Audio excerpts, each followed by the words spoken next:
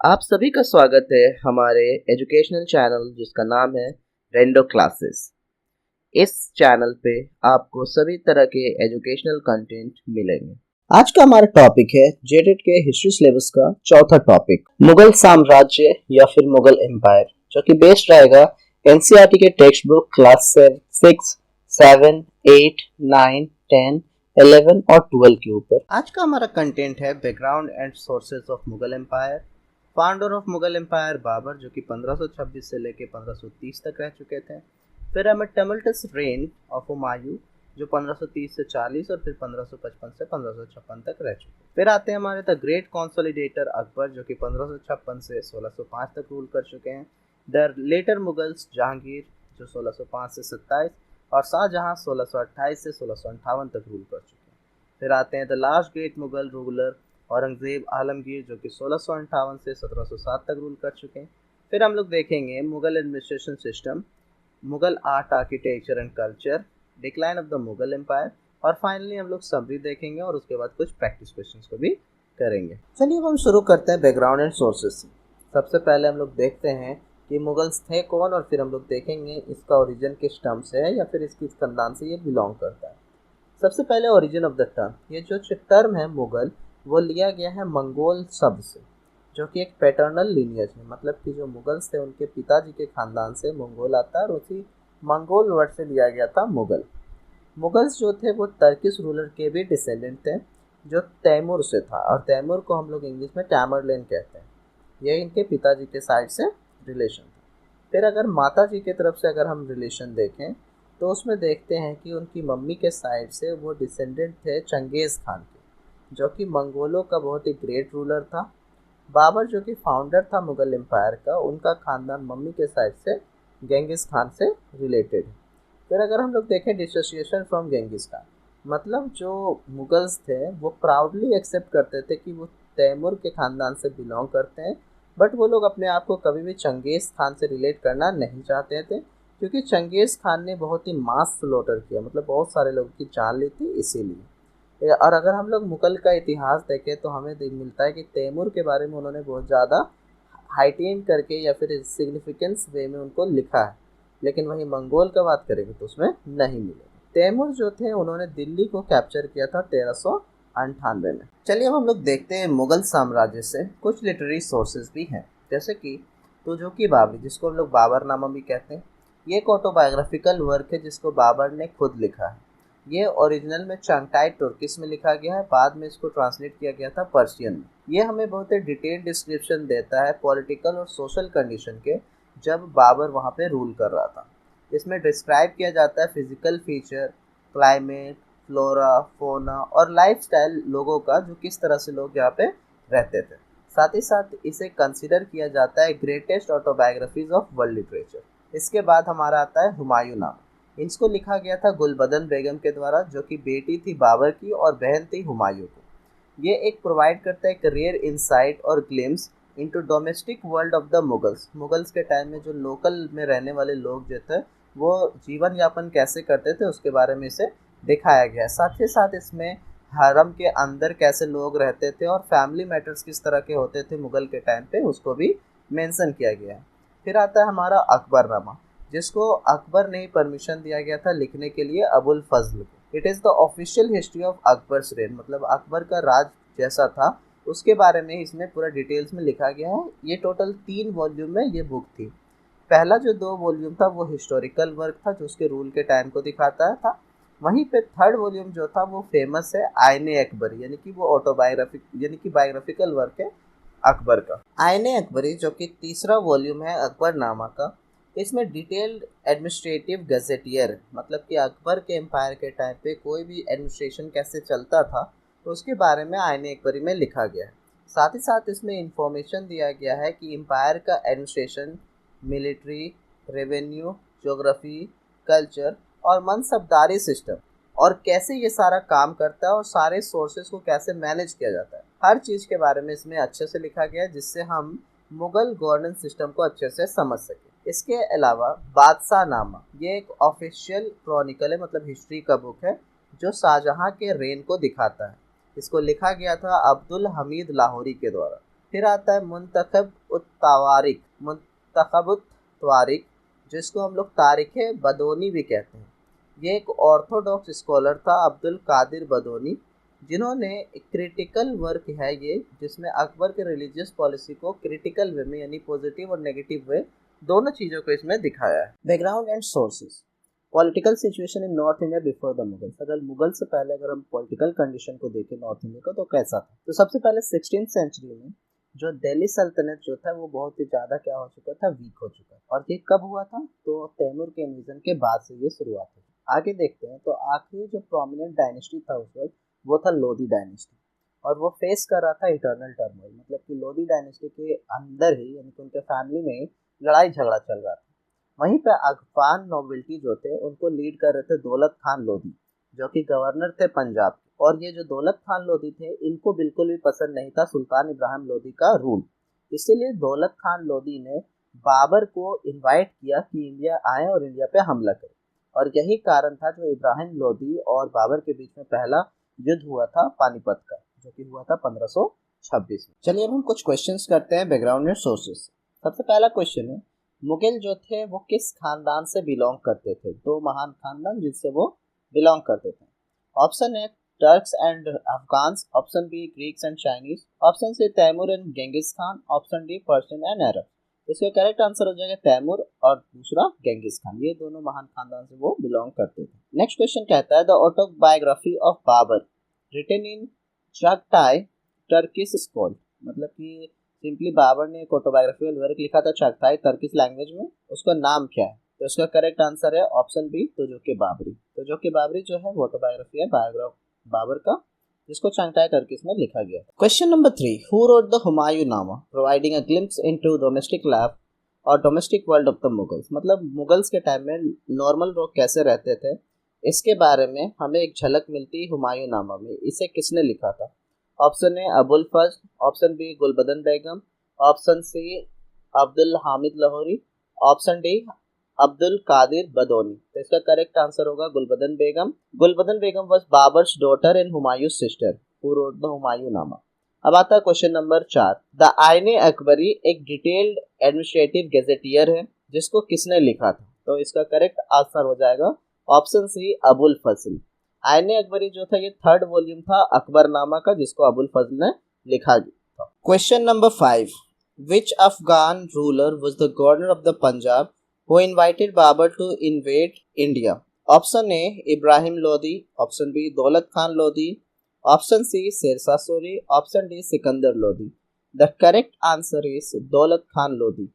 इन्होंने ही बाबर को बुलाया था इंडिया पे हमला करने के लिए, जो कि और ये गवर्नर थे पंजाब। चलिए अब हम लोग देखते हैं कि founder of the empire Babur का अर्ली लाइफ क्या था और वो इंडिया में कैसे आया। तो बाबर का जन्म हुआ था फरगाना में, जो कि अभी के टाइम पे उज्बेकिस्तान के नाम से जाना जाता है। इनका जन्म हुआ था 1483 में। ये राजगद्दी पे आए 12 साल की उम्र में, जब इसके पिता का डेथ हो गया था एक्सीडेंट में, जिनका नाम था उमेर शेख मिर्जा।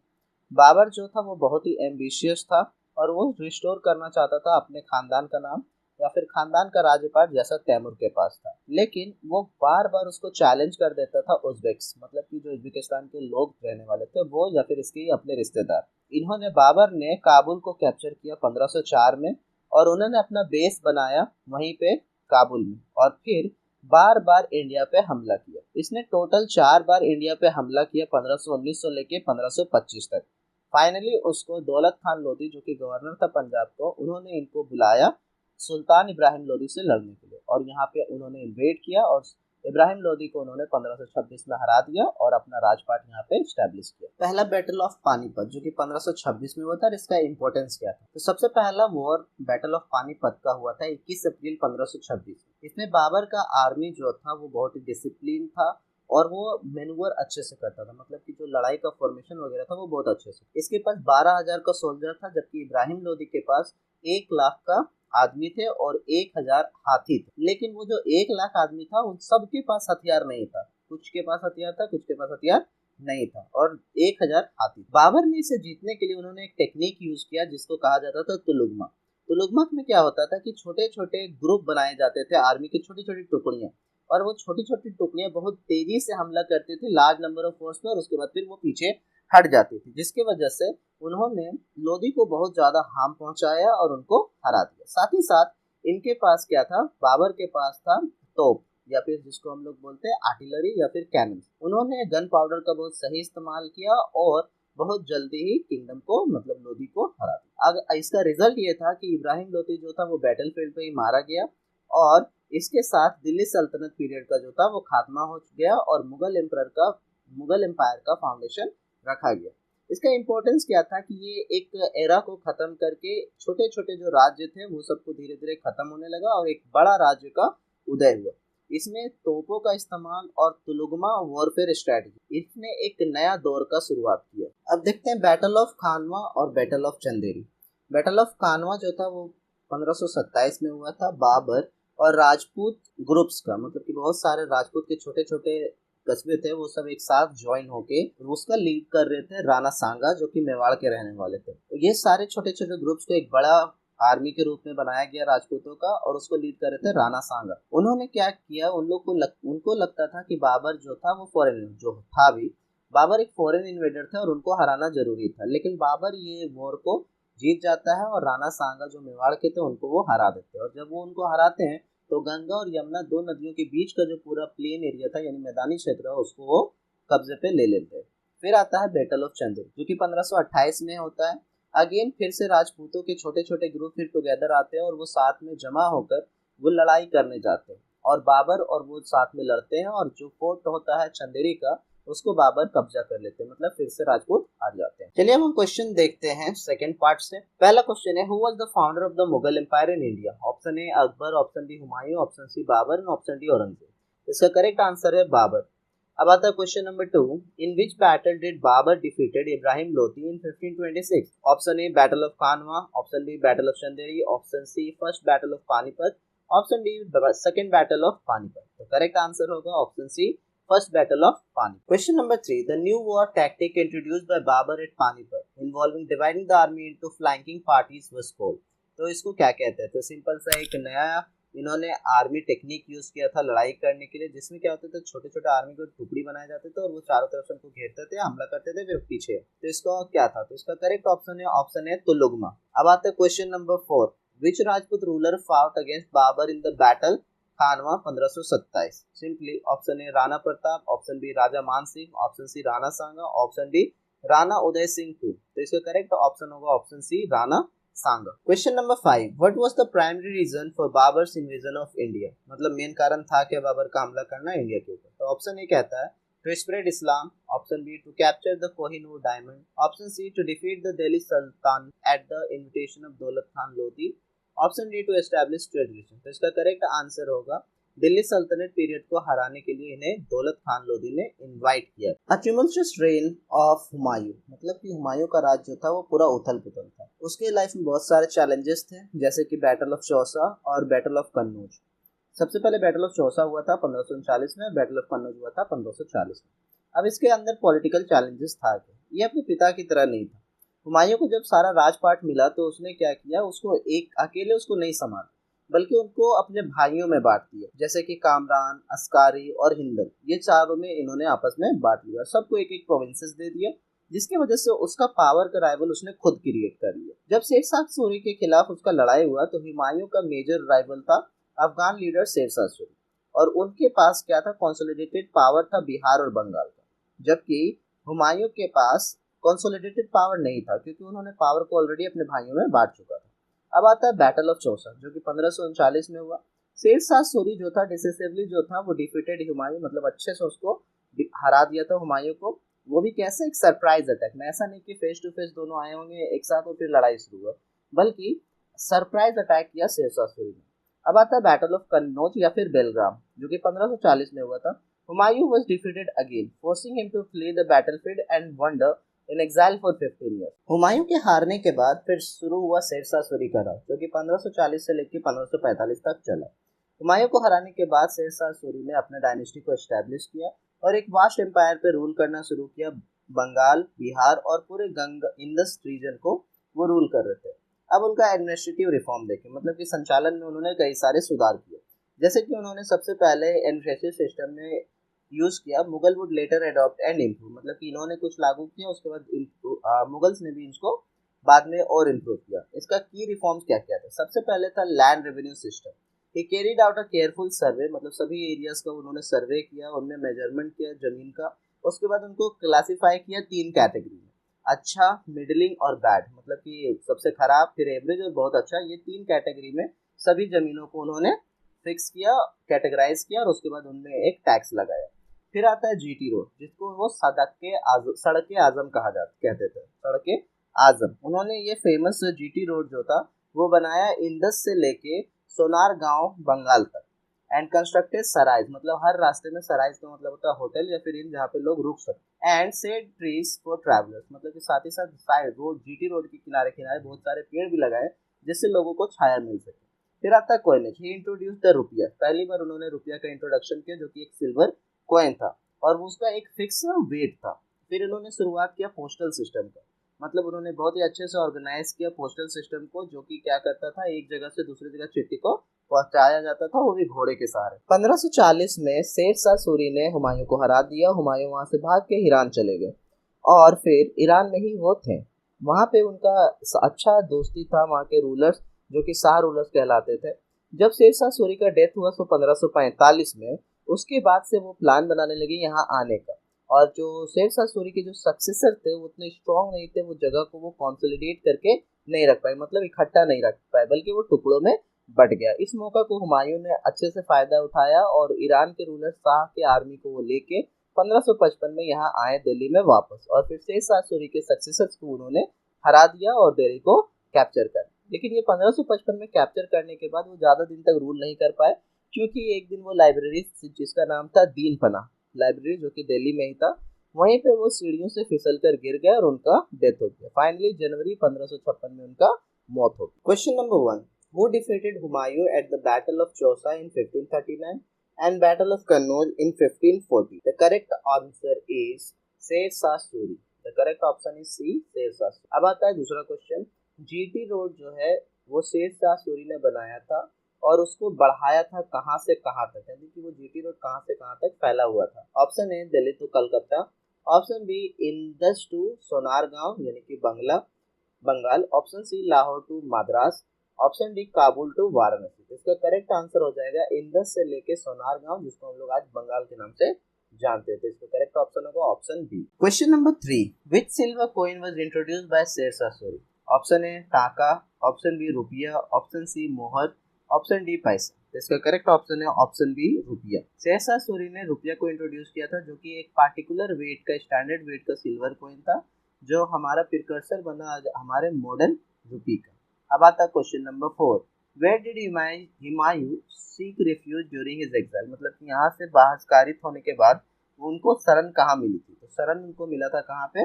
सफाविद एम्पायर, जिसको हम लोग ईरान भी कहते हैं। तो इसका करेक्ट ऑप्शन हो जाएगा option B, Safavid empire, Iran. Question number 5, how did Humayun die in January 1556? तो option A in battle, option B जहर से, option C falling from the stairs of his library, अपनी लाइब्रेरी के सीढ़ियों से फिसलकर गिरना, D in a hunting accident. तो इसका करेक्ट आंसर हो जाएगा option C, falling from the stairs of his library, जिसका नाम था दीन पनाह। अब आता है द ग्रेट कॉन्सोलिडेटर अकबर, जो 1556 से लेकर 1605 तक वो रूल करते हैं। तो दूसरा पानीपत का युद्ध 1556 में हुआ था और बैरम खान जो थे वो टेम्पररी रूलर के रूप में काम करते। भले राजगद्दी पे अकबर बैठा हुआ था, बट रूल चल रहा था बैरम खान का एज अ गार्जियन। तो 5 नवंबर 1556 में ये युद्ध हुआ। अगर इसका बैकग्राउंड देखें तो हुमायूं की मौत के बाद 13 साल का लड़का अकबर जो था वो राजगद्दी पर बैठा, और उसी वक्त जो शेर शाह सूरी के जो सक्सेसर थे उनका जनरल था हेमू, जिनको हेमू विक्रमादित्य के नाम से भी जाना जाता था। उन्होंने दिल्ली और आगरा को फिर से कब्जे में ले लिया। अब आता है लड़ाई। अकबर का गार्जियन और टेम्पररी रूलर जो था वो था बैरम खान। उन्होंने मुगल आर्मी को उन्होंने लीड किया और मुगल आर्मी जो था सक्सेसफुली डिफेंड किया हेमू के अटैक। उसके बाद गलती से एक एरो जो है हेमू के आंख में लगा, जिसकी वजह से हेमू मर गया। उसके बाद उनके आर्मी जो है वो डर गए और डर के वहां से भाग गए, जिसके बाद अकबर का जो था वो राजगद्दी पर अधिकार और भी मजबूत हो गया और उसके बाद बैरम खान ने मुगल रूल को फिर से स्टैब्लिश किया। अब बैरम खान का जो टेम्पररी रूल था, बैरम खान जो था एज अ वकील, मतलब कि टेम्पररी रूलर के रूप में 5 साल तक वहां पे राज किया और मुगल पावर को एकत्रित किया, मतलब सबको जमा किया एक साथ। उसके बाद भी, इतना मेहनत करने के बाद भी, जब अकबर बड़ा हुआ 1560 में, उन्होंने बैरम खान को उनके पोस्ट से हटा दिया और डायरेक्टली अब अकबर 1560 से रूल करना शुरू किया। अब आता है phases of military expansion and Rajput policy. अगर अकबर के राज को हम लोग देखें तो इनको 3 फेज में बांटा जाता है। पहला फेज जो होता है वो 1556 से लेके 1570 तक होता है, जिसमें हमारा ज्यादातर फोकस जो होता है वो सेंट्रल इंडिया में होता है, जैसे कि मालवा और Garhwana. And suppression of the Afghan revolt, कि अफगान रिवोल्ट को हम लोग कैसे सप्रेस करते हैं। The capture of the Sisodia capital of Chittor in 1568 and Ranthambore in 1569, मतलब कि सिसोदिया का कैपिटल चित्तौड़ को 1568 में और रणथंबोर को 1569 में अपने पावर से उनको कब्जा में लिया जाता है। Force powerful Rajput kings to accept Mughal suzerainty, मतलब कि राजपूतों को मजबूरन एक्सेप्ट करना पड़ता है मुगल के रूल को। अब आता है फेज 2 1570 से 1585। ये कैंपेन होता है गुजरात, बिहार, बंगाल और उड़ीसा, जिसमें क्या किया जाता है, इसके साथ लिंक किया जाता है सभी एरियाज को और वो एम्पायर को कनेक्ट करता है। अब आता है फेज 3 1585 से लेकर 1605। इसमें नॉर्थ वेस्ट इंडिया जैसे कि कश्मीर, काबुल और कांधार, ये सब एरिया से कनेक्ट किया जाता है और साथ ही साथ बिगिनिंग ऑफ डेक्कन कैंपेन, मतलब डेक्कन साइड में भी कैंपेन शुरू होता है, जैसे कि बेरार, खानदेश और कुछ पार्ट जो था वो अहमदाबाद का, अहमदनगर का, वहां पे भी ये चलता है एक्सपीडिशन। उसके बाद आता है राजपूत पॉलिसी। जो सबसे मोस्ट डिस्टिंक्टिव फीचर था अकबर का रूल का, तो वो क्या था, इसका पॉलिसी, जो कि राजपूतों के लिए बनाया गया था। इंस्टीड ऑफ कंप्लीटली सबजुगेटिंग देम, मतलब कि उनको पूरा खत्म करने के बजाय ही एंटर इनटू मैट्रिमोनियल अलायंस, मतलब कि राजपूतों को उन्होंने हरा दिया था, तो राजपूतों को खत्म करने के बजाय राजपूतों की बेटियों से उन्होंने शादी करना शुरू किया और एक स्ट्रॉन्ग रिलेशनशिप बनाना शुरू किया। जैसे कि उसका खुद का is marriage to Harka Bai, जो कि popularly known as Jodha Bai. Harka Bai का नाम क्या था, जोधा बाई, जो कि बेटी थी राजा ऑफ अम्बेर, मतलब जयपुर के जो राजा थे उनकी बेटी थी। He gave Rajput chiefs high rank in his nobility, integrating them into the Mughal imperial framework, मतलब कि अपने राज दरबार में राजपूतों को ऊंचा से ऊंचा पौधी उन्होंने उपाधि दी, जिसकी वजह से राजपूतों और मुगलों में एकता बनने लगी और इसकी वजह से इनका पॉलिसी बहुत ही ज्यादा फेमस। मनसबदारी सिस्टम, जात एंड सवार, जागीरदारी सिस्टम। सबसे पहले हम लोग समझते हैं मनसबदारी सिस्टम था क्या। तो ये एक एडमिनिस्ट्रेटिव सिस्टम था जिसमें मिलिट्री का पूरा एक फ्रेमवर्क बना था मुगल एम्पायर के टाइम पे। तो एक मनसबदार जो होता था, एक ऑफिसर होता था जो एक रैंक होल्ड करता था, जिस रैंक का नाम था मनसब, और ये एक इंपीरियल ब्यूरोक्रेसी था।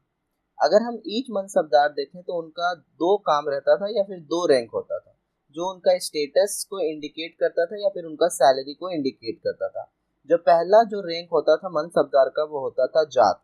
ये डिटरमिन करता था कि एक पर्सन का कितना स्टेटस होगा, उसका सैलरी क्या होगा, कितना घोड़ा वो रख सकता है, या फिर कितना हाथी एक नोबल रख सकता है, या फिर कितना उसको जरूरत है मेंटेन करने के लिए। मतलब ये जो इंपीरियल ऑफिसर रहता था जाट, ये डिसाइड करता था कि जो एक नोबल है, मतलब कि एक जो राजघराने का फैमिली मेंबर है, उसके पास कितना चीज उसके पास रहेगा, उसको पैसा कितना मिलेगा, उसके पास घोड़ा कितना रहेगा, हाथी कितना रहेगा, जिससे हम लोग उसको एक नोबल कह सकते हैं। फिर आता है सवार। ये रिफर किया जाता है नंबर ऑफ सवार, मतलब कैवलरी मैन, मतलब कि एक नोबल मैन के अंदर कितने सारे घुड़सवार होंगे और साथ ही साथ उनको मेंटेन करने के लिए कितना कितना उन्हें पैसा चाहिए और क्या क्या सर्विसेज उनको चाहिए। अगर 17वीं शताब्दी में अगर देखें तो मनसबदार जो था जकात के साथ 1000 या फिर 1000 जो होता है नोबल मैन, उसको हम लोग बोलते थे उमरा। फिर से बोलते 17वीं सेंचुरी में मनसबदार जो होता था विद अ जात रैंक, अगर उसके पास जात रैंक है तो उसके पास 1000 या उससे ज्यादा जो होता है वो नोबल रह सकता है, उसको हम लोग बोलते हैं उमारा। अब आता है jagirdari system. Mansabdar were usually paid through revenue, मतलब कि जितने भी मनसबदार होते थे उनको पैसे दिया जाता था टैक्स से, जिसको हम लोग बोलते थे जागीर। यानी कि जागीर क्या होता था, एक छोटा सा लैंड होता था जो एज अ रेवेन्यू कलेक्ट किया जाता था और उसको बाद में दिया जाता था, या आप उसको कैश से एक्सचेंज भी कर सकते। मुगल शासन काल में एडमिनिस्ट्रेशन सिस्टम में कुछ की ऑफिसर्स थे या फिर ऑफिशियल्स थे, जैसे कि दीवाने कुल, ये फाइनेंस मिनिस्टर थे। ये क्या करते थे, रेवेन्यू सिस्टम का जो पूरा था उनका हेड यही थे, और साथ ही साथ फाइनेंस डिपार्टमेंट को संभालते थे, और साथ ही साथ राजघराने का जितना भी खर्चा होता है और जितना भी पैसा वहाँ आता है उसका भी यही हेड होते थे। अब आते हैं दूसरा, मीर बख्श। ये मिलिट्री पे मास्टर होते थे, मतलब कि ये पूरा मिलिट्री डिपार्टमेंट को हेड करते थे। यही रिस्पॉन्सिबल होते थे न्यू आर्मी मेंबर्स को, यानी कि लोगों को इसमें भर्ती करने का, और साथ ही साथ जो हॉर्स होते थे उसमें नंबर्स दागने का भी काम इन्हीं का होता था, करवाने का मतलब, और साथ ही साथ सोल्जर्स को मेंटेन भी करते थे। इसको हम लोग बोलते हैं मस्टर्स रोल, मतलब चेहरा, मतलब कि जो भी रहते आर्मी ऑफिसर या सोल्जर्स, उनको क्या करते थे, ये एक आईडी कार्ड के रूप में वो बनाते थे, जिसको हम लोग कहते थे मस्टर रोल्स या फिर चेहरा। वो अप्रूव करते थे अपॉइंटमेंट किसका, तो सभी मनसबदार्स का। अब आता है सदर और सुदूर। ये चीफ रिलीजियस ऑफिसर होता था, ये इंचार्ज होता था रिलीजन और चैरिटेबल पैट्रोनेज का, मतलब दान पुण्य कितना करता है उसके लिए। साथ ही साथ यही जो थे वो काजी यानी कि जजेस का अपॉइंटमेंट करते थे। साथ ही साथ मैनेज करते थे ग्रांट्स, मतलब कि रिलीजियस मैन को कितना पैसा मिलेगा, कितना पैसा नहीं मिलेगा, इसका सारा जिम्मेदारी होता था सदर सुदूर का। मुगल राज्य में प्रोविंशियल एडमिनिस्ट्रेशन, मतलब कि छोटे छोटे सूबास, मतलब कि छोटे छोटे गांव मिलके छोटे छोटे सूबास बनते थे, उनको कैसे चलाया जाता। तो अकबर कहते हैं कि उन्होंने अपना एम्पायर को टोटल 15 प्रोविंसेस में बांटा गया था। हर एक प्रोविंसेस जो था उसको हेड करता था सूबेदार, जिसको हम लोग गवर्नर कहते हैं, वो carried out both political and military function, यानी कि ये जो गवर्नर होता था वो पॉलिटिकल सिस्टम और मिलिट्री फंक्शन दोनों को वो हेड करता था। उसको सपोर्ट करने के लिए एक दीवान होता था, जिसको हम लोग फाइनेंस ऑफिसर कहते थे। साथ ही बख्शी होता था, मीर बख्श, जो मिलिट्री पे मास्टर था, और सदर और सुदूर जो रिलीजियस हेड हुआ करता था। अगर लोकल लेवल में देखें तो फौजदार ये मेंटेन रखता था लॉ एंड ऑर्डर को उसी डिस्ट्रिक्ट में या फिर सरकार में। और साथ ही साथ कोतवाल जो कि टाउन पुलिस कमांडर हुआ करता था इस समय। रिलीजियस पॉलिसी लाइक इबादत खाना, दीन इलाही और सुलाह कुल, यानी कि यूनिवर्सल पीस। चलिए इन सब टर्म को हम लोग समझते हैं। इबादत खाना मतलब हाउस ऑफ वर्शिप। 1575 में अकबर ने एक प्रेयर हॉल बनाया फतेहपुर सिकरी में। वहीं पे वो सारे रिलीजियस डिबेट्स और जितने भी रिलीजियस रिसर्चर्स सभी धर्मों के वहाँ पे जमा होते थे, जैसे कि ओलमास, ब्राह्मण्स, जीस, प्रीस और जोरोस्ट्रियन, सब के सब वहाँ पे जमा होते। कहाँ जमा होते थे? इबादत खाना में। अब आता है दीन इलाही। दीन इलाही का मतलब था डिवाइन फेथ, मतलब कि 1582 में अकबर ने एक नए रिलीजन का शुरुआत किया जिसका नाम था दीन इलाही। ये एक, it was not a new religion but a code of moral conduct, मतलब कि ये एक तरह से रिलीजन नहीं था बट एक मोरल वैल्यू जो होता है, इथिकल कंडक्ट होता है कि एक इंसान को कैसे जीना चाहिए, कैसे रिस्पेक्ट करना चाहिए, इस बात पे था। जिसमें वफादारी to the emperor, valour and ethical behaviour पे जोर दिया जाता था। It had a very small number of followers. अब आता है सुलह कुल, मतलब कि यूनिवर्सल पीस। अकबर का ज्यादातर जोर दिया गया था रिलीजियस पॉलिसी में, जिसमें सुलह कुल यानी कि पीस विद ऑल, मतलब कि हर एक इंसान में सबके साथ क्या होना चाहिए? शांति होना चाहिए। ये कंसेप्ट फोकस करता था किस पे? इथिक्स पे, ईमानदारी पे, जस्टिस पे और पीस की हर जगह क्या होना चाहिए? पीस होना चाहिए। इसने इसी के तहत, मतलब सुलह कुल के तहत ही इन्होंने जजिया कर जो था उनको अबॉलिश किया। साथ ही साथ पिलग्रिम टैक्स, मतलब जो तीर्थ स्थल में या तीर्थ यात्रा पे जाते थे उनको किसी भी तरह का टैक्स नहीं दिया जाने लगा, उस चाहे वो मुस्लिम हो चाहे वो नॉन मुस्लिम हो। उन्होंने ओपन किया high administrative position to non Muslim, चाहे वो मुस्लिम हो या फिर कोई और रिलीजन का हो, सबको क्या दिया गया? पोस्ट दिया गया। It granted freedom for worship to all and promoted an atmosphere of intellectual liberalism in the court, मतलब हर धर्म के लोग जो थे वो प्रेयर कर सकते थे, चाहे वो किसी भी धर्म के बिलोंग करते थे, और इन्होंने लिबरलिज्म को कोर्ट में पॉपुलराइज किया। Akbar as a patron of art, literature and architecture, मतलब कि अकबर को जो था वो आर्ट, लिटरेचर और आर्किटेक्चर को बहुत ज्यादा पसंद करता था। उन्होंने नवरत्न का शुरुआत किया था 9 जेल। अकबर का राज दरबार जो था उसमें नवरत्न थे, जिसमें अबुल फज, फैजी, तोडरमल, तानसेन जो कि लेजेंडरी म्यूजिशियन थे, और साथ ही साथ बीरबल जो कि एक विटी कोर्टियर थे। ये सारे नवरत्न में शामिल थे और सब कोई इंटेलेक्चुअल थे। अब आते हैं आर्किटेक्चर। जो कंस्ट्रक्शन था उसका न्यू कैपिटल का फतेहपुर सिकरी में, जो आगरा के पास था, इसमें एक मास्टरपीस था जो इंडो इस्लामिक आर्किटेक्चर को सिंबलाइज करता था, विद स्ट्रक्चर लाइक बुलंद दरवाजा जिसको हम लोग विक्ट्री गेट कहते हैं, पंचमहल और दीवाने खास। ये सारा चीज जो था वो बनवाए थे वहाँ पे, और जो कि आर्किटेक्चर का एक बेस्ट एग्जाम्पल था। साथ ही साथ बहुत सारे टेक्स्ट को उन्होंने ट्रांसलेट भी करवाया था, जैसे कि महाभारत उसको ट्रांसलेट करवाया था पर्शियन में, जिसका नाम था Razmnama. Question number 1, the second battle of Panipat 1556 was fought between Bairam Khan on Akbar's behalf and Dash. Option A Hemu, option B Rana Sanga, option C शेर शाह सूरी, ऑप्शन डी इब्राहिम लोधी। तो इसका करेक्ट आंसर है ऑप्शन ए हेमू, जिसको हेमू विक्रमादित्य के नाम से भी जाना जाता था। अब आता है question number 2, the mansabdari system in Mughal administration was introduced by. तो इसको इंट्रोड्यूस किसने किया था? तो option A Babur, option B Humayun, option C Akbar, option D Jahangir. तो इसका करेक्ट आंसर है option C Akbar. Question number 3, in the mansabdari system the zat rank indicate, मतलब जात रैंक इंडिकेट क्या करता है? Number of soldiers maintain, option B personal status and salary of the mansabdar, option C the province assigned to the mansabdar, option D the number of elephants own. तो इसका correct answer है option B personal status and salary of the mansabdar. अब आता है question number 4, the land revenue system बंदोबस्त was formulated by which famous minister of Akbar? Option A Abul Fazl, option B Faizi, option C Birbal and option D Todarmal.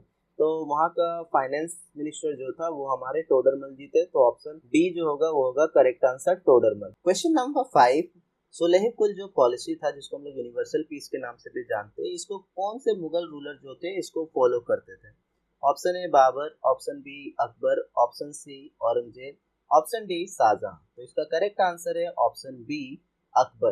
Akbar जो थे वो सुलह कुल को follow कर। Jahangir rule, Nurjahan and Asif जाहिज कॉन्स्पिरेसी। जहांगीर जो था वो अकबर का पॉलिटिकल और एडमिनिस्ट्रेटिव फ्रेमवर्क को कंटिन्यू करता है और बहुत ज्यादा इन्फ्लुएंस हो जाता है अपनी बीवी नूरजहां से। नूरजहां जो है वो धीरे धीरे पावर में आने लगती है। उनका उसका तो बस नाम था, बट एक्चुअली में उसका भाई आसफ खान जो था वो उसको कंट्रोल कर रहा होता है। तो नूरजहां और साथ ही साथ आसफ खान, ये दोनों का नाम कई सारे पॉइंट्स में भी देखने को मिलता है, जिसकी वजह से कई पावरफुल फैक्शन का जन्म हुआ। आसफ जहां कॉन्स्पिरेसी यही था। दिस लेड टू कोर्ट इंट्रिग्स, और इसी की वजह से जब बहुत सारे फैक्शन बढ़ने लगे तो इसी की वजह से कोर्ट में बहुत सारा षड्यंत्र होने लगा, जो एक दूसरे के खिलाफ वो रचने लगे। अब आता है तुजुके जहांगीर। ये ऑटोबायोग्राफी था जहांगीर का, जिसमें उन्होंने अपना प्यार दिखाया है किसके लिए? नेचर के लिए, आर्ट के लिए और जस्टिस के लिए। जस्टिस, जिसको वो चेन ऑफ जस्टिस भी कहते हैं। खुसराओ का विद्रोह, चेन ऑफ जस्टिस और अराइवल ऑफ ब्रिटिश। तो खुसराओ का विरोध 1606 में हुआ था। ये जहांगीर का बेटा था जिन्होंने उसके खिलाफ ही विरोध किया था। इसका सपोर्ट किया था गुरु अर्जन देव ने, जो कि गुरु सिख गुरुओं का 5वां गुरु था, और इनको बाद में जहांगीर ने ही मरवा दिया था। बाद में चेन ऑफ जस्टिस, जहांगीर हंगा golden chain outside his palace, मतलब अपना महल के बाहर में एक सोने का चेन बांध दिया जाता था, जिसमें कोई भी इंसान जो दुख में हो वो आके उस चेन को खींचता था और उसके बाद वो डायरेक्ट एम्परर से जाके मिल सकता था सिर्फ जस्टिस के लिए। अब ब्रिटिश का अराइवल, जहांगीर के राज के दौरान ही ब्रिटिश ईस्ट इंडिया कंपनी जो थे उन्होंने सर थॉमस रो को एज ए एम्बेसडर भेजा था 1615 से 19 के बीच में। जहांगीर जो था उन्हें ट्रेडिंग प्रिविलेजेस के रूप में उनको दे दिया, मतलब कि ट्रेड करने का परमिशन दे दिए। Jahangir is known for his love of nature, मतलब जहांगीर जो जाना जाता था अपने नेचर के प्यार के लिए, पेंटिंग के लिए वो जाना जाता था। मुगल पेंटिंग जो था अपना हाइस्ट पहुंच चुका था इनके राज में, और इसमें portraits, hunting scenes, depiction of flora and fauna, ये सब चीज़ों के बारे में पोर्ट्रेट हमें मिलते थे। इन्होंने शालीमार बाग बनाया था कश्मीर में, और नूरजहां का टोम बनाया था जो कि उसको बाद में कंप्लीट किया था। Shahjahan golden age and Deccan campaigns. Shahjahan का रेंज जो हुआ था वो 1628 से लेकर 1658 साल तक रहा था। ये माना जाता है कि ये मुगल आर्किटेक्चर का गोल्डन एज था, मतलब मुगल के टाइम में जो बिल्डिंग्स और स्ट्रक्चर बना था उसके लिए गोल्डन टाइम था। उनका कैंपेन जो था वो बहुत ही ज़्यादा बड़ा था और उन्होंने अच्छे खासा मुगल पावर को एकत्रित किया था, मतलब एक जगह जमा कर लिया था। उसके बाद इन्होंने डेक्कन का कैंपेन शुरू किया, जहाँ शाहजहां सक्सेसफुली अहमदनगर को शामिल कर सका मुगल एम्पायर में 1632 में, और बीजापुर और गोलकोंडा को भी मजबूर कर दिया कि वो मुगल पावर को मान ले। नॉर्थ वेस्ट में मुगल्स ने लॉन्च किया कैंपेन, जिसमें बल्ख और उज़्बेक्स ये दोनों को ट्राई किया, लेकिन उज़्बेक जो था वो अनसक्सेसफुल रहा, लेकिन बल्ख को हो चुका था, लेकिन बल्ख से उज़्बेक तक वो नहीं कर पाया। और बाद में कांधार जो था उसको भी वो खो दिया, यानी वो भी हार गया। उसके बाद ताजमहल, जो कि 1632 से 53 के टाइम में आगरा में बनाया गया, ये एक कब्र था जो व्हाइट मार्बल से बना था, और ये परफेक्ट एग्जाम्पल था मुगल आर्किटेक्चर का। ये से बनाया गया था मुमताज महल, जो कि शाहजहां की वाइफ थी, उनके मेमोरी में। फिर आता है लाल किला। शाहजहां जो था वो अपना कैपिटल आगरा से शाहजहानाबाद शिफ्ट कर चुका था, और वहीं पर लाल किला भी बनाया गया था। जामा मस्जिद, जो कि लार्जेस्ट मॉस्क है इंडिया का, वो लोकेटेड है दिल्ली में, जो 1644 से 58 के बीच में बना था, यानी शाहजहां के टाइम पे ही बनाया गया था इसको भी। War of succession 1657 to 1658 and deposition of Shahjahan. 1657 में शाहजहां जो था वो बहुत ज्यादा बीमार हो गया, जिसकी वजह से जंग छिड़ गया उसके उत्तराधिकारी के बीच। उसके 4 बेटे थे, दारा शिकोह, शुजा, मुराद और औरंगजेब, ये चारों के बीच में लड़ाई शुरू हो गई। दारा सिकोह जो था वो फेवरेट सक्सेसर था और जितने भी राज दरबारी थे वो चाहते थे कि दारा सिकोह ही राजा बने। लेकिन औरंगजेब जो था वो बहुत ही स्ट्रॉन्ग और रूथलेस मिलिट्री लीडर था। उसने एक एक करके अपने सभी भाइयों को हरा दिया और अपने पिता को जेल में डाल दिया। उन्हें आगरा फोर्ट में जो है उन्हें कैद करके रखा 8 सालों के लिए और उसके बाद उसके पिता का डेथ हो गई। उसके बाद औरंगजेब राजगद्दी पे आ गया। क्वेश्चन नंबर 1, कौन से मुगल एम्परर ने चेन ऑफ जस्टिस को महल के बाहर लटकाया था? Option A Akbar, option B Jahangir, option C Shahjahan, option D Aurangzeb. इसका करेक्ट आंसर होगा ऑप्शन बी जहांगीर। अब आता है क्वेश्चन नंबर 2, सिख गुरु जिनको मारा गया था जहांगीर के राज के दौरान, जो कि सपोर्ट कर रहा था खुसरो का विरोध, ये कौन से गुरु थे? ऑप्शन ए Guru Nanak, option B Guru Arjan Dev, option C Guru Tegh Bahadur, option D गुरु गोविंद सिंह। तो इसका करेक्ट आंसर होगा गुरु अर्जन देव। ये सपोर्ट कर रहे थे खुसरो को बट इनको मार दिया गया। Question number 3, the British ambassador sent to Jahangir court was? Option A sir Thomas Roe, option B sir John Child, option C Robert Clive, option D Warren Hastings. The correct answer है इसका option है sir Thomas रो। अब आता है question number, which of the following was not a feature of Jahangir rain? मतलब जहांगीर के राज का कौन सा क्वालिटी नहीं था? Option A love for painting and nature, option B introduction of mansabdari system, option C Nurjahan's influence on the court, option D granting trading privilege to the British. इसका correct answer होगा option B introduction of mansabdari system. ये जो था जहांगीर के राज में नहीं हुआ। Question number 5, the autobiography of Jahangir is known as?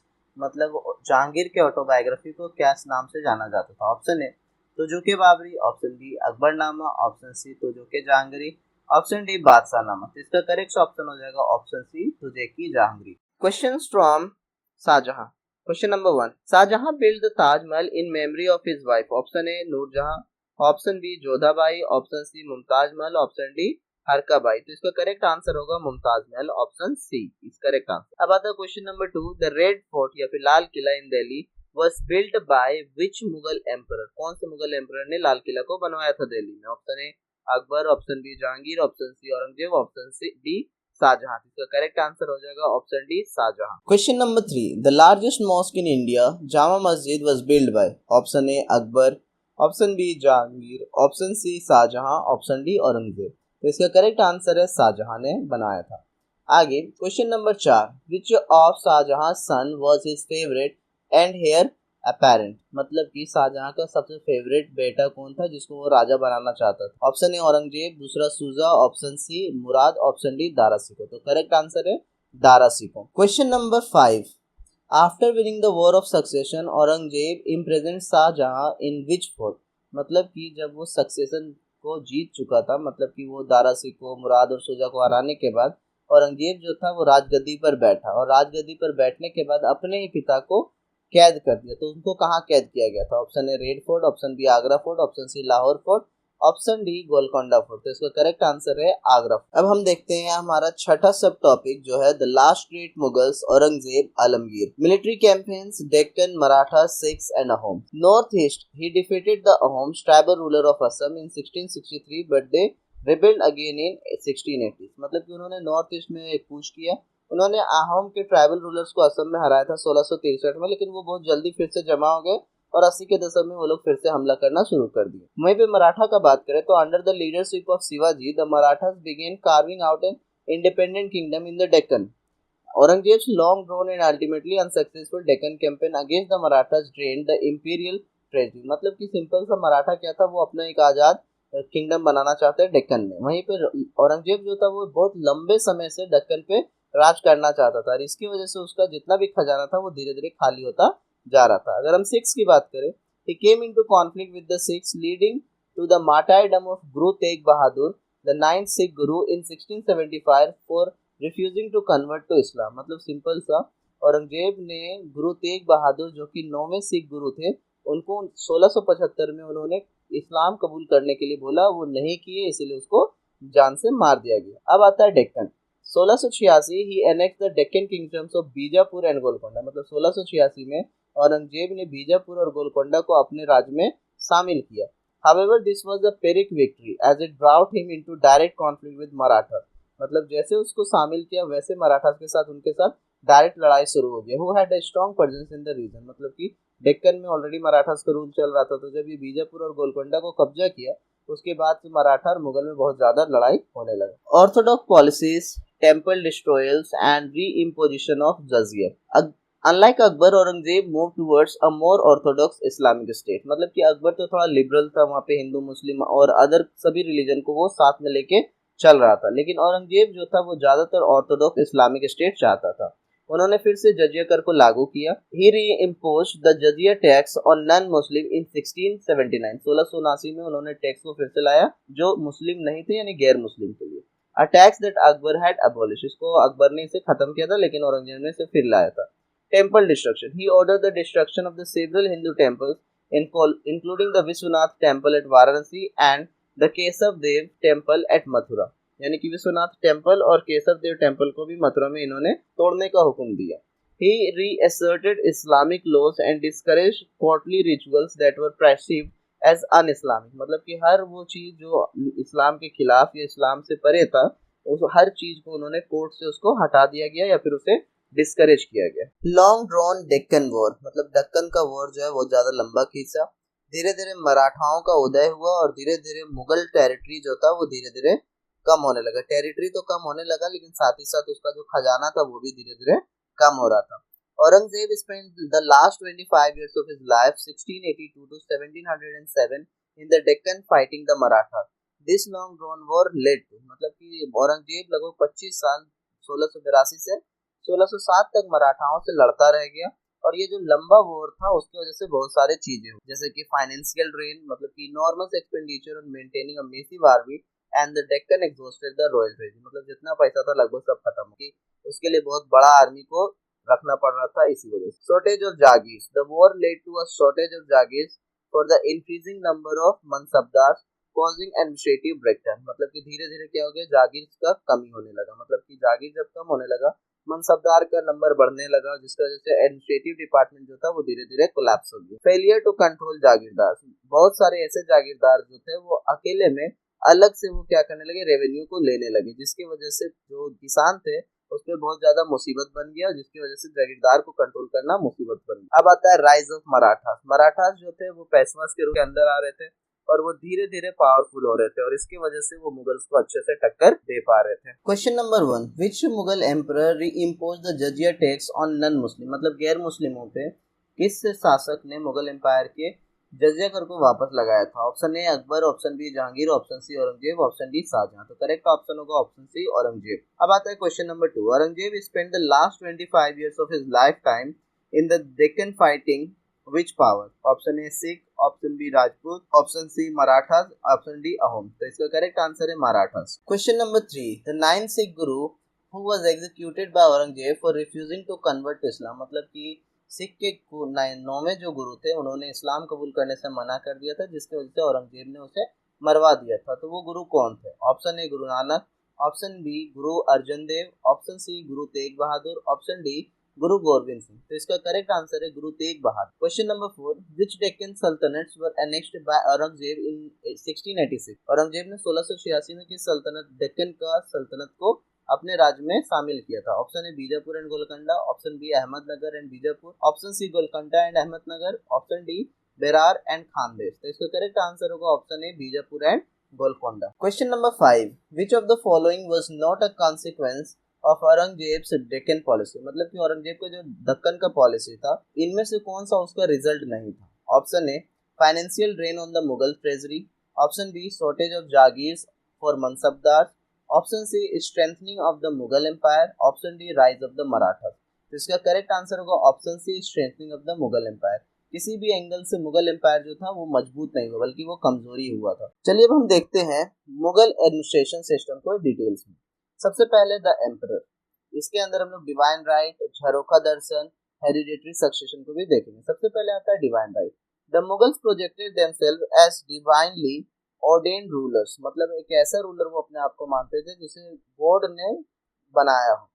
The concept of a powerful absolute king was the central idea of the state का, मतलब कि उन लोग का जो राजतंत्र था वो सिंपल सा था कि जो रूलर होगा वो सबसे ज्यादा ताकतवर होगा और सारा ताकत उसी के पास रहेगा। Abul Fazl articulated that the emperor had the responsibility to protect the jan means life, माल, property, नामूस, ऑनर एंड दीन फेथ। मतलब कि अबुल फजल का ये मानना था कि एम्परर का काम रिस्पॉन्सिबिलिटी है या काम है कि लोगों की जिंदगी, लोगों के प्रॉपर्टी, लोगों के इज्जत और लोगों के भरोसे को वो प्रोटेक्ट करे।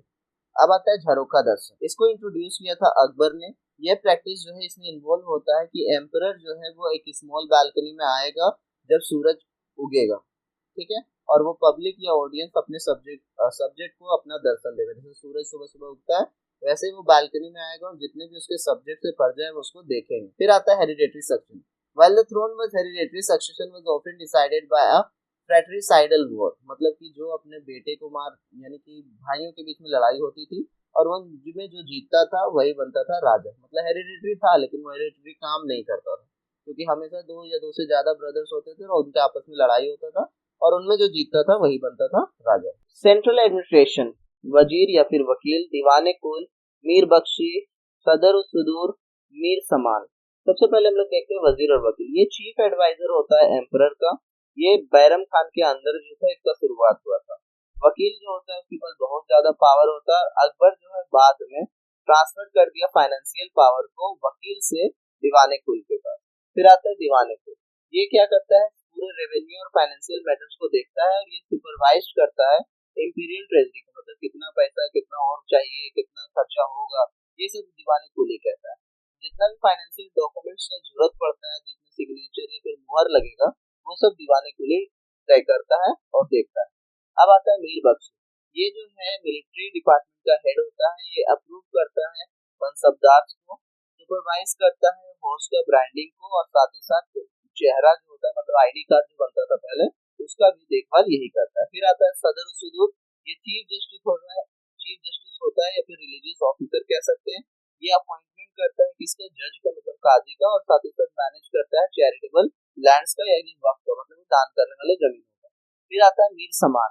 इंचार्ज होता है रॉयल हाउस होल्ड का, मतलब किचन हो गया, फर्नीचर हो गया, घर के अंदर का जितना भी सामान देखभाल होता है वो मीर समान का ही काम रहता है। मिलिट्री हायरार्की एंड मनसबदार, दाग एंड चेहरा। मिलिट्री जो था वो अगर रेडी रहता था तो वो प्रोफेशनल आर्मी रिक्रूटमेंट की तरह होता था। उनको पैसे सरकारी काम की तरह दिया जाता था और इनको कंट्रोल करता था मेन गवर्नमेंट या सेंट्रल गवर्नमेंट। अब आता है मनसबदार। ये जो था मिलिट्री कमांडर होता था जो मेंटेन करता था कि कितना घुड़सवार उसके अंदर रहेगा और जितने भी गवर्नमेंट ऑफिशियल है उनका जो रैंक होता था वो दो पोस्ट पे होता था, या तो जज पोस्ट पे या फिर सवार पोस्ट पे। तो जो जज होता था वो पर्सनल रैंक होता था और जो सवार होता था वो कैवेलरी रैंक होता था, मतलब घुड़सवार वाला। फिर आता है दाग एंड चेहरा। जितना भी हॉर्सेस को जो दाग दिया जाता था, मार्क किया जाता था, नंबर दिया जाता था, इसको हम लोग दाग कहते थे। वो इजी हो जाता था मेंटेन करने में सभी घोड़ों के। साथ ही साथ चेहरा का बात करें तो चेहरा क्या होता था, आईडी कार्ड बनाना किसी भी सोल्जर को वही कहलाता था चेहरा, जिसमें दो इंपॉर्टेंट मैगजीन करता था ताकि फ्रॉड से बच सके और सही आदमी को ट्रेनिंग मिल सके और वो वफादार फोर्स बन सके। मीर बख्शी जो होता था वो इसका इंचार्ज रहता था दाग और चेहरा। जुडिशियल सिस्टम, काजी, मीर अदल और फौजदार। एम्परर जो था वो हाईएस्ट ऑर्डर रखता था किसी भी कोर्ट में। चीफ काजी जो था वो हेडेड था जुडिशियल डिपार्टमेंट में। उसका असिस्टेंट रहता था मुफ्ती, जिसको हम लोग जूरिस्ट कहते हैं, जो अच्छे से लॉ को एक्सप्लेन करता था और बताता था। काजीज जो था उनको अपॉइंटमेंट किया जाता था प्रोविंशियल और डिस्ट्रिक्ट लेवल पे टू एडमिनिस्ट्रेट इस्लामिक लॉ, मतलब कि शरिया लॉ लागू करने के लिए काजीज को प्रोविंशियल और डिस्ट्रिक्ट मतलब सेंटर और डिस्ट्रिक्ट दोनों में लागू किया जाता था। फिर आता है मीर अदल जो कि एक और जुडिशियल ऑफिसर होता था जो प्रोविंसेस में हुआ करता था। फिर आता है फौजदार जो कि मिलिट्री ऑफिसर होता था। ये भी काम करता था जुडिशियल फंक्शन के रूप में लेकिन district level. Question number 1, the office of the chief adviser to the Mughal emperor was known as. Option A diwan, option B wazir या फिर vakil, option C Mir Bakhshi, option D sadr sudur. तो इसका करेक्ट आंसर हो जाएगा ऑप्शन बी वजीर या वकील। अब आता है question number 2, which officer was responsible for branding horses, dog and maintaining the chehra muster rule of soldiers? Option A diwan, option B Mir Bakhsh, option C सदर सुदूर, ऑप्शन डी मीर समान। तो इसका करेक्ट आंसर हो जाएगा Mir Bakhsh, option B. Question number 3, the practice of Jharokha Darshan introduced by Akbar involve. Option A the emperor hunting in the forest, option B the emperor appearing at a balcony for public audience, option C the emperor conducting religious debates, option D the emperor disturbing land grants. distributing land grants. Correct answer is the emperor appearing at balcony for public audience. Means option B is the correct answer. Question number 4. The chief justice and religious officer of the Mughal Empire was the A. Diwan, B. Mirbaks, option C. Sadr-Sudur, option D. Wazir. तो इसका correct answer होगा Sadr-Sudur. Question number 5. The branding of forces in the Mughal army was known as. तो इसका correct option होगा option B दाग. Mughal architecture, चार बाग, पियत्रादुरा, बुलंद दरवाजा, ताजमहल. सबसे पहले Babar built several gardens and mosques including the Babri Masjid now disputed and the Panipat Mosque. मतलब कि बाबर ने सबसे पहले बहुत सारे गार्डन्स बनाए, मस्जिद भी बनाए, जिसमें बाबरी मस्जिद में जिसमें अभी बहुत ज्यादा लड़ाई झगड़ा भी हुआ. साथ ही साथ पानीपत का मॉस्क भी इन्होंने ही बनवाया था. अकबर ने फतेहपुर सिकरी का बनाया जो अपना न्यू कैपिटल के रूप में बनाया था. उसके बाद उसे तिमुरिड, पर्शियन और इंडियन आर्किटेक्चरल स्टाइल को तीनों को मिलाया. फिर द बुलंद दरवाजा जो था वो एक परफेक्ट एग्जांपल है अकबरी आर्किटेक्चर, और साथ ही साथ रेड फोर्ट को भी आगरा में अकबर ने ही बनाया. अब आता है द चार बाग स्टाइल, मतलब कि 4 क्वाड्रेंट गार्डन, मतलब कि जो गार्डन होता है वो 4 पार्ट में डिवाइडेड रहता था.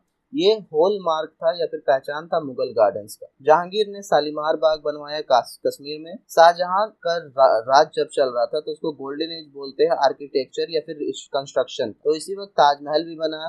साथ ही साथ शाहजहां ने लाल किला भी बनाया दिल्ली में, और जामा मस्जिद को भी इन्होंने ही बनवाया. Mughal painting. Mughal school of painting was a synthesis of Persian and Indian style, मतलब कि मुगल टाइम में जो पेंटिंग हुआ करता था उसमें पर्शियन और इंडियन स्टाइल दोनों मिक्स होके बनाया जा रहा था. हुमायूं जो था वो 2 पर्शियन पेंटर्स को लाया था, मीर सैयद अली एंड अब्दुल समद, इंडिया में. फिर अकबर के अंतर्गत मुगल पेंटिंग जो था वो बहुत ज्यादा फला फूला, जिसमें इलस्ट्रेशन ऑफ मैन्यूस्क्रिप्ट, मतलब कोई भी मैन्यूस्क्रिप्ट होता था उसी का एक्सप्लेनेशन पेंटिंग में हुआ करता था.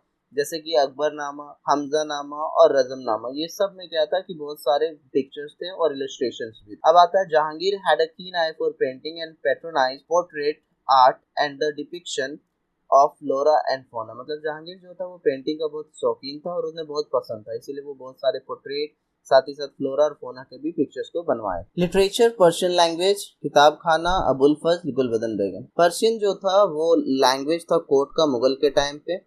इंपीरियल किताब खाना मतलब लाइब्रेरी जो था वो मेन सेंटर था क्रिएशन ऑफ मैन्यूस्क्रिप्ट, यहाँ पे बहुत सारे मैन्यूस्क्रिप्ट को लिखा जाता था. की लिटरेरी वर्क्स अगर देखें मुगल टाइम के तो सबसे पहले अकबर नामा जिसको अबुल फजल ने लिखा था, हुमायूं नामा जिसको गुलबदन बेगम ने लिखा था, तुझे की जहांगीर जो की ऑटोबायोग्राफिकल वर्क था जिसे जहांगीर ने खुद लिखा था. फिर बादशाह नामा जिसको अब्दुल हमीद लाहौरी ने लिखा था जो कि शाहजहां के रेन को दिखाता है. Factors leading to decline religious and Deccan policies of Aurangzeb. Aurangzeb का जितना भी पॉलिसी था वो बहुत कट्टर धार्मिक पॉलिसीज था, जिसकी वजह से राजपूत और हिंदू कम्युनिटीज को बहुत ज्यादा हाथ पहुंचा. डेक्कन पॉलिसी अगर देखें तो बहुत लंबा और बहुत ज्यादा खर्चीला डेक्कन वॉर चला, जिसकी वजह से मराठा जो थे वो मुगल के जितने भी इकोनॉमिक क्षेत्र उसको बहुत ही ज्यादा एग्जॉस्ट कर दिया, मतलब कि बहुत ज्यादा खत्म कर दिया या कम कर दिया. वीक सक्सेसर मतलब औरंगजेब के मौत के बाद जितने भी मुगल एम्परर थे वो बहुत कमजोर थे, उनका कोई प्रभाव नहीं था और उसको सही कोई भी मुगल साम्राज्य को सही से लीड नहीं कर पाया, जिसकी वजह से उसका डिक्लाइन शुरू हुआ. Rise of regional powers, Maratha, Sikhs, nawabs of Bengal, Hyderabad and Awadh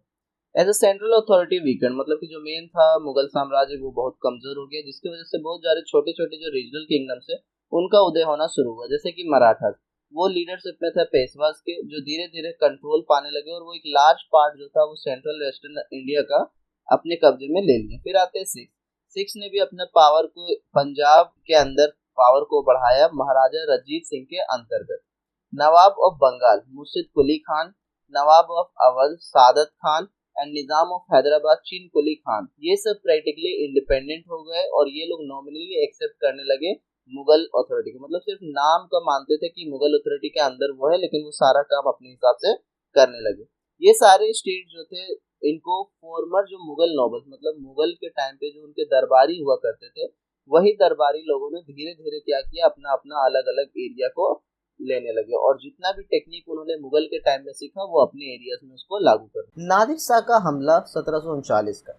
1739 में पर्शियन रूलर नादिर शाह ने एक कमजोर पड़ गए मुगल आर्मी पर हमला किया और बैटल ऑफ करनाल में उसको हरा दिया और दिल्ली को लूट लिया. उन्होंने बहुत सारा धन को लूटा जिसमें पीकॉक थ्रोन और फेमस कोहिनूर हीरा भी शामिल था. इस इन्वेजन से हमें ये पता चलता है कि पॉलिटिकल और मिलिट्री जो था मुगलों का कमजोर तो पड़ ही गया था, लेकिन जब वेल्थ लूट लिया गया तो उसके बाद उनका पॉलिटिकल और मिलिट्री दोनों बैंकरप्सी के रूप में चलने लगे, यानी कि बैंकरप्ट हो गए। Question number 1, the architectural style known as pietra dura involving intricate inlay work on marble was perfected by which Mughal emperor। मतलब कि पितरादुरा जो था एक स्टाइल था आर्किटेक्चरल का, जिसमें हम लोग क्या करते थे कि बहुत ही बारीकी से मार्बल को कट किया जाता है और उसके बाद फिर उसी के ऊपर मार्बल को पेस्ट किया जाता था। इसको हम लोग पितरादुरा कहते थे।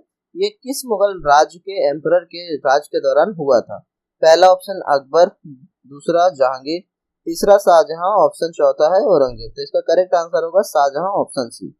अब आता है हमारा question number 2, Persian ruler who invaded India in 1739 and sacked Delhi. मतलब पर्शियन रूलर कौन था जो कि 1739 में हमला किया था और दिल्ली को पूरा लूट लिया था? तो ऑप्शन ए है अहमद शाह अब्दाली, ऑप्शन बी है नादिर शाह, ऑप्शन सी तैमूर और ऑप्शन डी है चंगेज खान। इसका करेक्ट आंसर होगा option B Nadir Shah. Question number 3, the Mughal school of painting was a synthesis of which two styles? Option A, Persian and Indian. Option B, Persian and Greek. Option C, Indian and Chinese. Option D, Indian and European। तो इसका correct answer होगा Persian and Indian, means option A. अब हम देखते हैं चौथा क्वेश्चन, the first Mughal emperor to patronise the Mughal school of painting on a large scale was? Option A Humayun, option B Akbar, option C Jahangir, option D Shahjahan. इसका करेक्ट आंसर होगा option B Akbar. Question number 5, the nawabs of Awadh were founded by? Option A Saadat Khan, option B मुर्शिद Quli Khan, option C Chin Quli Khan and option D Ali Vardi Khan. तो इसका correct option होगा सादत खान। सादत खान जो थे वो अवध के नवाबों का जो फाउंडर थे उसके रूप में जाने जाते हैं। चलिए अब हम समरी देखते हैं। सबसे पहले बाबर जो था 1526 में रूल करना शुरू किया, 1530 तक रूल किया। पहला जो बैटल था पानीपत का 1526 में हुआ था, जो वो जीत गया था। दूसरा बैटल हुआ था बैटल ऑफ खानवा 1527 में हुआ था, वो भी उन्होंने जीत लिया था। बाबर के टाइम पे गन पाउडर का और तोपों का इस्तेमाल किया गया था और तुजो के बाबरी जो था टर्किश लैंग्वेज है इसी टाइम पे लिखा गया था। अब आता है दूसरा हमारा हुमायूं, 1530 से 40 तक रूल किया, उसके बाद 1555 से 56 तक। 1539 में बैटल ऑफ चौसा हुआ जिसमें शेर शाह सूरी ने हुमायूं को हरा दिया। फिर बैटल ऑफ कन्नौज जो कि 1540 में था, उसमें भी हुमायूं को हरा दिया गया। इसके बाद हुमायूं 15 साल के लिए वो एग्जाइल चला गया और उस वक्त 15 साल वहां रहने के बाद वो वापस जब आया तो दिल्ली को रिकैप्चर किया 1555 में, फिर से वो राजा बना। अब देखते हैं शेर शाह सूरी। 1540 से 45 तक यो सूरी डायनेस्टी का रूल चला यहाँ दिल्ली में। उन्होंने एक जीटी रोड बनाया और साथ ही साथ रुपया का इंट्रोड्यूस किया, साथ ही साथ जमीन पर टैक्स मतलब लैंड रेवेन्यू रिफॉर्म्स लाए। उसके बाद फिर जितने भी छोटे छोटे प्लेसेस है उसको एक करने की कोशिश, तो सूर इंटरगम या फिर सूर इंटेरगनम जो था वो लगभग 5 साल चला। अकबर 1556 से 1605 तक इनका रूल रहा। दूसरा बैटल ऑफ पानीपत जो था 1556 में हुआ। मनसबदारी सिस्टम, राजपूत का पॉलिसी जिसमें मैट्रिमोनियल अलायंस, साथ ही साथ सुलह कुल यानी यूनिवर्सल पीस, अबॉलिश जजिया कर मतलब जजिया कर बंद कर दिया था, साथ ही साथ फतेहपुर सिकरी को बनाया। ये सब इसी समय हुआ गया था। अब आता है जहांगीर। 1605 से 1627 तक जहांगीर का रूल रहा। नूरजहां का इन्फ्लुएंस बहुत ज़्यादा इसमें रहता था, तो जो जहांगीर इसी टाइम पे लिखा गया था। चेन ऑफ जस्टिस इस टाइम पे लगवाया गया था, साथ ही साथ गुरु अर्जन देव को मौत भी इसी टाइम पे हुआ गया था। साथ ही साथ जो ट्रेवलिंग प्रिविलेज है ब्रिटिश को, उनका भी परमिशन इसी टाइम पे दिया गया था। अब आता है शाहजहां जो कि 1628 से 1658 तक रूल किया। गोल्डन एज बोला गया इसको आर्किटेक्चर का। साथ ही साथ ताजमहल इसी टाइम बनाया गया, लाल किला, जामा मस्जिद। बाद में इनको जेल में डाल दिया गया इनके ही बेटे के द्वारा। औरंगजेब 1658 से 1707 तक रूल किया। इसको इन्होंने अपने ही पिता को कैद में डाला था। इन्होंने जजिया को फिर से ला के लगा दिया गया। उसके बाद इन्होंने टेम्पल्स को तोड़ा, साथ ही साथ डेक्कन वॉर जो था वो मराठा के खिलाफ लड़ा। साथ ही साथ गुरु तेग बहादुर का मर्डर भी इन्होंने ही करवाया था। लेटर मुगल 1707 तो 1857 तक चला। ये सारे बहुत ही कमजोर रूलर्स थे। रीजनल पावर्स जो था वो खड़े उठे, जैसे कि मराठा, सिख, नवाब बंगाल, अवध, हैदराबाद, ये सारे लोग वीक रूलर्स के खिलाफ ये लोग खड़े हो गए। नादिर शाह का इन्वेजन हुआ था 1739 से, जिसके वजह से मुगल साम्राज्य और भी कमजोर पड़ गया। चलिए अब हम प्रैक्टिस क्वेश्चंस को करते हैं। सबसे पहला प्रैक्टिस क्वेश्चन है, the Mughals were descendant of which two great lineages? Option A Turks and Afghan, option B Greeks and Chinese, option C Taimur and Changez Khan, option D Persian and Arab. तो इसका करेक्ट आंसर होगा तैमूर और चंगेज खान, जो कि option C है। अब आता है question number 2, the autobiography of Babur written in शंघाई टर्किश स्कूल, मतलब कि बाबर का जो ऑटोबायोग्राफिकल वर्क था वो टर्किश में लिखा गया था, उसका नाम क्या था? Option A Akbarnama, option B Tuzuk Baburi, option C Humayun nama, option D बादशाह नामा। तो इसका करेक्ट आंसर हो जाएगा ऑप्शन बी तुजुक बाबरी। अब आता है question number 3, who wrote the Humayun नामा, हुमायूं नामा किसने लिखा है? जिसमें एक झलक दिखाई गई है मुगल्स के टाइम के डोमेस्टिक लाइफ को, मतलब घरेलू जिंदगी का। Option A Abul Fazl, option B Gulbadan Begum, option C Abdul Hamid Lahori, option D Abdul Qadir Badauni. तो इसका करेक्ट आंसर हो जाएगा गुलबदन बेगम। आंसर है ऑप्शन बी। क्वेश्चन नंबर 4, कौन सा अफगान रूलर था जो पंजाब का गवर्नर था और इनवाइट किया था बाबर को इंडिया पे हमला करने के लिए? Option A Ibrahim Lodi, option B Daulat Khan Lodi, option C Sher Shah Suri, option D Sikandar Lodi. इसका करेक्ट आंसर है ऑप्शन बी दौलत खान लोदी। अब आता है पांचवा क्वेश्चन कि किस बैटल में बाबर ने इब्राहिम लोदी को हराया था 1526 में? इसका आंसर होगा फर्स्ट बैटल ऑफ पानीपत, मतलब option C first battle of Panipat. अब आता है क्वेश्चन नंबर 6, एक नया टैक्टिक या एक नया तरीका बनाया गया था बाबर के द्वारा जो कि पानीपत के जंग पे इस्तेमाल किया गया था। वो जो नया तरीका था उसमें क्या किया जाता था, आर्मी को छोटे छोटे टुकड़ों में बांट दिया जाता था और उससे दूसरे पार्टी को घेर के उस पर हमला किया जाता था। तो इसका नाम क्या था? तो option A Tulughma, option B Dagh, option C Chehra, option D Sulaikul. तो इसका करेक्ट आंसर होगा ऑप्शन ए तुलुगमा। तो करेक्ट आंसर है option B. Question number 7, which Rajput ruler fought against Babur in the battle of Khanwa in 1527? तो इसका करेक्ट ऑप्शन हो जाएगा ऑप्शन सी राणा सांगा। अब आता है question number 8, who defeated Humayun at the battle of Chausa in 1539 and Kannauj in 1540? तो इसका करेक्ट आंसर हो जाएगा शेरशाह सूरी, जो कि ऑप्शन सी में। अब आता है क्वेश्चन नंबर 9 कि जीटी रोड जो था उससे शेरशाह सूरी ने बनाया था, जो कहां से कहां तक फैला हुआ था? ऑप्शन ए दिल्ली से कलकत्ता, ऑप्शन बी इंदस से सोनारगांव बंगाल तक, ऑप्शन सी लाहौर से मद्रास और ऑप्शन डी काबुल से वाराणसी। तो इसका करेक्ट आंसर होगा ऑप्शन बी, जो कि है इंदस से लेके सोनारगांव, जो कि बंगाल में पड़ता था। Which silver coin was introduced by Sher Shah Suri?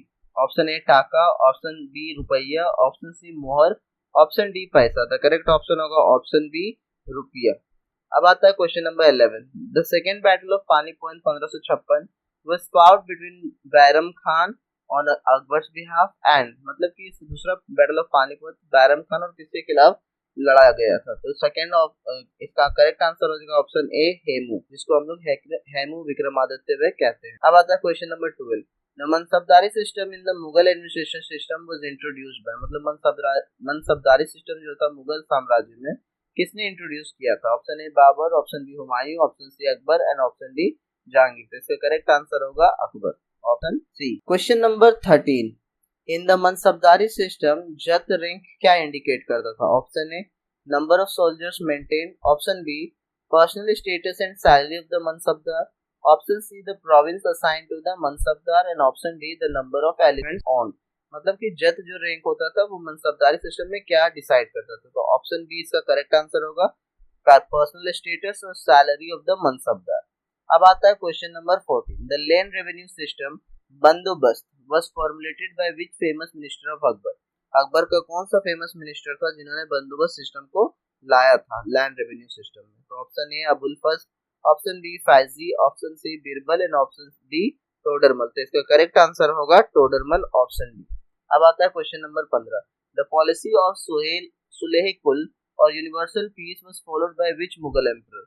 तो इसका करेक्ट आंसर हो जाएगा अकबर, जो कि ऑप्शन बी में। Question number 16, which of the following was a new religious code introduced by Akbar in 1580? तो इसका करेक्ट आंसर हो जाएगा ऑप्शन बी दीन इलाही। अब आता है question number 17, which Mughal emperor hung the chain of justice outside his palace? मतलब अपने महल के बाहर एक चेन को लटकाया था जिसको चेन ऑफ जस्टिस कहा जाता था। तो इसका करेक्ट ऑप्शन हो जाएगा ऑप्शन बी जहांगीर में। अब आता है question number 18, the Sikh guru who was executed during Jahangir's reign for supporting Khusrau's rebellion, मतलब कि खुसरो के रिबेलियन को सपोर्ट करने वाला गुरु कौन सा था जिसे मारा गया था? तो ऑप्शन ए गुरु नानक, ऑप्शन बी अर्जुन देव, ऑप्शन सी गुरु तेग बहादुर और ऑप्शन डी गुरु गोविंद सिंह। तो इसका करेक्ट आंसर हो जाएगा option B Guru Arjan Dev. Question number 19, the British ambassador sent to Jahangir court was, Jahangir के कोर्ट में कौन सा ब्रिटिश एम्बेसडर को भेजा गया था? Option A sir Thomas Roe, option B sir John Child, option C Robert Clive, option D Warren Hastings. तो इसका करेक्ट आंसर हो जाएगा option A sir Thomas Roe. Question number 20, Shahjahan Taj Mahal बनाता है किसकी याद में? Option A Nurjahan, option B Jodhabai, option C Mumtaz Mahal, option D Harka Bai. तो इसका करेक्ट आंसर हो जाएगा ऑप्शन सी मुमताज महल। अब आता है question number 21, the red fort या फिर लाल किला जो दिल्ली में बना गया है उसको किस मुगल एम्परर ने बनाया गया? तो दिल्ली वाला पूछ रहा है, ठीक है, आगरा वाला नहीं। तो option A Akbar, option B Jahangir, option C Aurangzeb, option D Shahjahan. तो इसका करेक्ट आंसर हो जाएगा option D Shahjahan. Question number 22, which of Shahjahan son was his favourite and heir apparent? मतलब कि उसका उत्तराधिकारी भी लग रहा था कि वही बनेगा और उसका फेवरेट बेटा भी था। Option A Aurangzeb, option B Shuja, option C Murad और ऑप्शन डी दारा सिकोर। तो उसका करेक्ट आंसर है option D Dara Shikoh. Question number 23, कौन सा मुगल एम्परर जो था जिसने जजिया टैक्स को फिर से लागू किया था गैर मुस्लिम लोगों पे? तो option A Akbar, option B Jahangir, option C Aurangzeb और ऑप्शन डी शाहजहां। तो करेक्ट आंसर होगा option C Aurangzeb.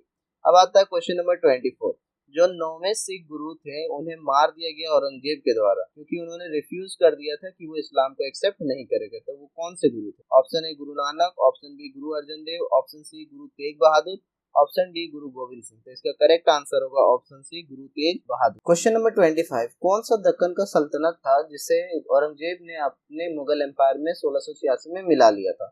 Option A Bijapur और गोलकोंडा, ऑप्शन बी अहमदनगर और बीजापुर, ऑप्शन सी गोलकोंडा और अहमदनगर, ऑप्शन डी बरार और खानदेश। तो इसका करेक्ट आंसर होगा ऑप्शन ए बीजापुर और गोलकोंडा। अब आता है क्वेश्चन नंबर 26, जो ऑफिस ऑफ चीफ एडवाइजर था मुगल एम्परर को उसको क्या कहा जाता था? मुगल एम्परर के दौरान जो चीफ एडवाइजर होता था उसको क्या कहा जाता था? Option A diwan, option B wazir या फिर वकील, ऑप्शन सी मीर बख्शी और ऑप्शन डी सदर सुदूर। तो इसका करेक्ट आंसर हो जाएगा ऑप्शन बी वजीर या फिर वकील। अब आता है क्वेश्चन नंबर 27, कौन सा ऑफिसर जो था वो जिम्मेदार होता था घोड़ों को दागने का और इसे मेंटेन करने का, चेहरा मतलब आईडी कार्ड बनाने का किसी का सोल्जर था? तो इसका ऑप्शन ए है Diwan, option B Mir Bakhshi, option C सदर सुदूर और ऑप्शन डी है मीर समान। तो इसका करेक्ट आंसर होगा ऑप्शन डी मीर बख्शी। झरोका दर्शन का शुरुआत को इंट्रोड्यूस किया अकबर ने, इसमें क्या चीज इन्वॉल्व था?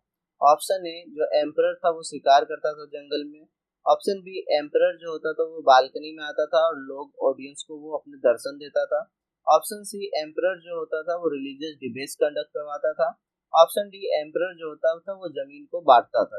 इसका करेक्ट आंसर हो जाएगा ऑप्शन बी, एम्परर जो था वो बालकनी में आता था अपने जनता को दर्शन देने। करेक्ट आंसर होगा ऑप्शन बी। अब आता है क्वेश्चन नंबर 29, चीफ जस्टिस और रिलीजियस ऑफिसर जो था मुगल एम्पायर को वो कौन था? Option A diwan, B Mir Bakhshi, option C सदर सुदूर और ऑप्शन डी वजीर। तो इसका करेक्ट आंसर होगा ऑप्शन सी सदर सुदूर। अब आता है क्वेश्चन नंबर 30, जो हॉर्सेस को दागने की जो प्रथा थी या ब्रांडिंग के जो प्रथा थी उसको हम लोग क्या कहते थे? ऑप्शन ए चेहरा, option B Dagh, option लुगमा, option D सुलाईपुल। तो इसका करेक्ट आंसर हो जाएगा ऑप्शन बी दाग। Thank you for watching this video. If you like the video, please like it and subscribe our channel. If you have any doubt or if you need any other videos on any other topic, you can comment in the box. Thank you.